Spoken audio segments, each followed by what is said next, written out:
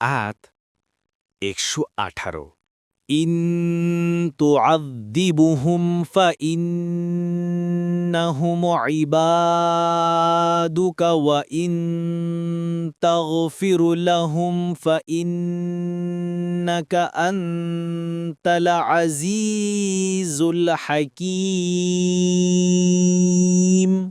অনুবাদ: আপনি যদি তাদেরকে শাস্তি দেন তবে তারা তো আপনারই বান্দা, 1। আর যদি তাদেরকে ক্ষমা করেন তবে আপনি তো পরাক্রমশালী, প্রজ্ঞাময়, 2।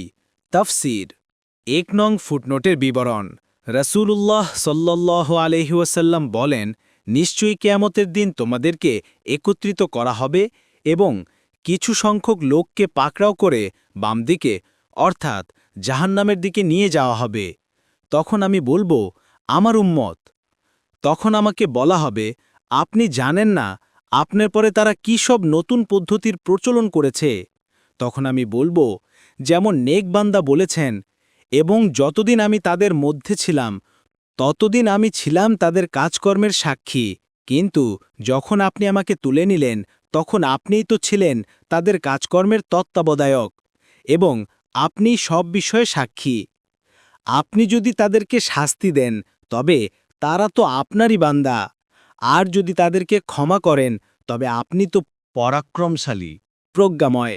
বুখারী 6626 2 নং ফুটনোটের বিবরণ।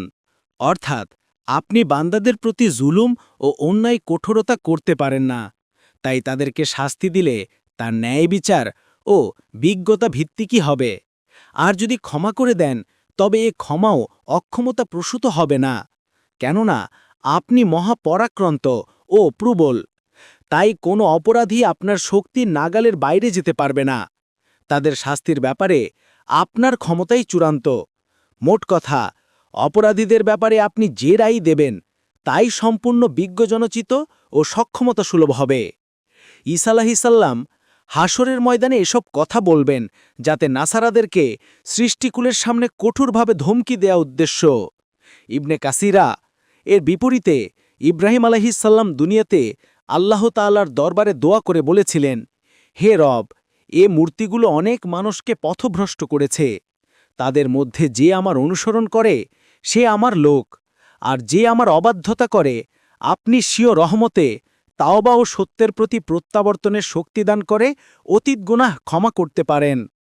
হাদিসে এসেছে, মহানবী সাল্লাল্লাহু আলাইহি ওয়াসাল্লাম একবার এই আয়াতখানি পাঠ করে হাত উঠালেন এবং দোয়া করে বললেন, হে আল্লাহ, আমার উম্মত, আমার উম্মত, এবং কাঁদতে থাকলেন। তখন আল্লাহ তাআলা জিবরাইলকে বললেন, মুহাম্মদের কাছে যাও এবং তাকে জিজ্ঞাসা করো, যদিও তিনি সব বিষয়ে ভালো জানেন, কেন তিনি কাঁদছেন। জিবরাইল তার কাছে এসে জিজ্ঞাসা করলেন আর রাসূলও তার উত্তর করলেন। তখন আল্লাহ তাআলা আবার বললেন, হে জিবরাইল, মুহাম্মদের কাছে যাও এবং তাকে বলো, আমরা আপনার উম্মতের ব্যাপারে আপনাকে সন্তুষ্ট করে দেব, অসন্তুষ্ট করব না। মুসলিম 203। হাদিসে আরও এসেছে, রাসূলুল্লাহ সাল্লাল্লাহু আলাইহি ওয়াসাল্লাম বলেছেন, কিয়ামতের দিন আমার কিছু উম্মতকে বাম দিকে নিয়ে যাওয়া হবে, আমি তখন আমার সাথী বলতে থাকব। তখন আমাকে বলা হবে, আপনি জানেন না তারা আপনার পরে দিনের মধ্যে নতুন কি কি পন্থা উদ্ভাবন করেছিল।